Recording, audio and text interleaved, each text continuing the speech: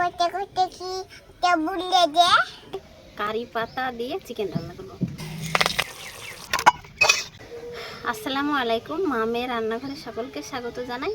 আজকে আমরা রান্না করব খুব হালকা মশলা দিয়ে কারি পাতা দিয়ে চিকেন রান্না করব। তো হালকা মশলাতে কারি পাতা দিয়ে মাংস রান্না করে দেখবেন খুবই টেস্টি হয়।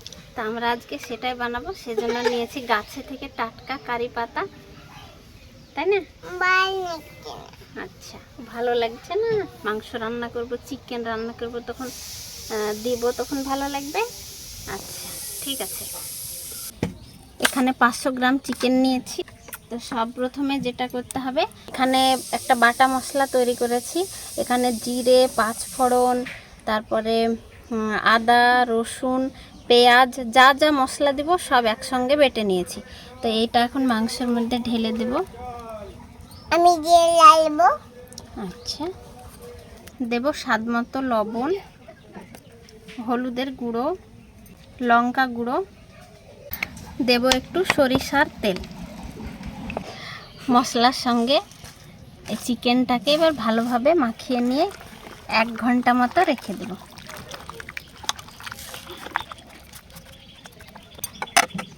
ফিরে এলাম 1 ঘন্টা পর।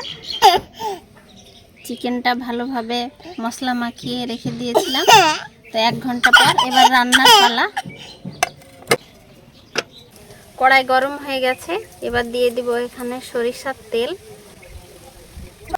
তেল গরম হয়ে গেছে, এবার ফোড়নে দিব কালো জিরে। তো ইভা দিবে কালো জিরেটা, দাও, ইভা দিয়ে দাও। এবার আমি একটু দিয়ে দিই এখানে কালো জিরে ফোড়ন। এবার দেব কারি পাতা। এবার দিয়ে দেব মশলা মাখানো চিকেনটা। তো একসঙ্গে দিলে তেল ছিটাবে, তো সেজন্য আমি খুন্তির সাহায্যে অল্প অল্প করে ছাড়বো।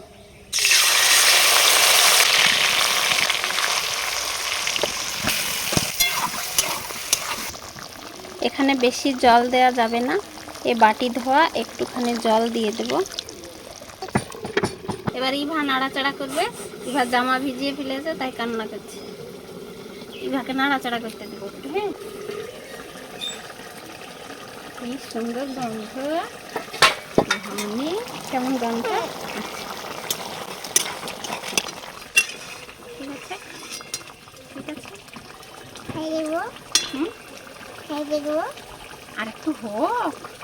খাই দেবো না না, এখন না, একটু হোক। এবার ঢেকে দেব আর গ্যাসের আঁচটা একটু কমিয়ে দেব।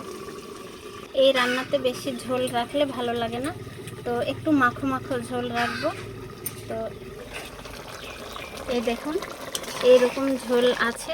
তো আমি আর একটু ঝোলটাকে জাল করে আর একটু কমিয়ে নেব, আবার ঢেকে দেব।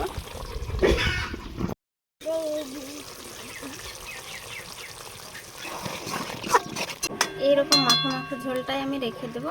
হয়ে গেছে রান্না। তো শেষে একটুখানি ঘি দিয়ে কড়াইয়ের ঢাকনাটা বন্ধ করে একটু রেখে দেবো, যাতে ঘিয়ের ফ্লেভারটা চলে না যায়। তো এবার গ্যাসটা বন্ধ করে দিলাম।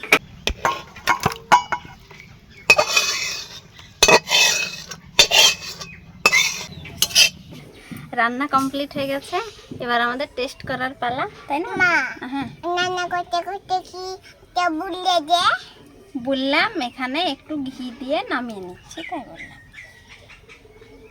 চিকেন ভুলে তেল নিতে। ও, চিকেনই তো বলতে হয়। আচ্ছা,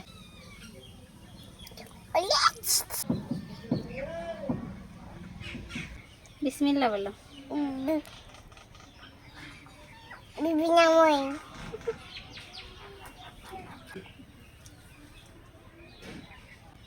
কেমন?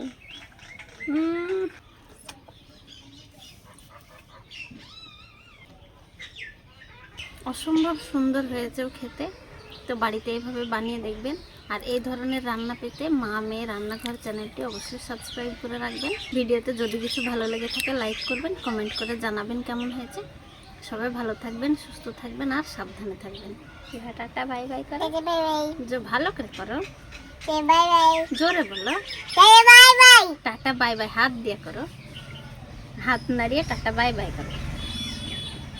টাটা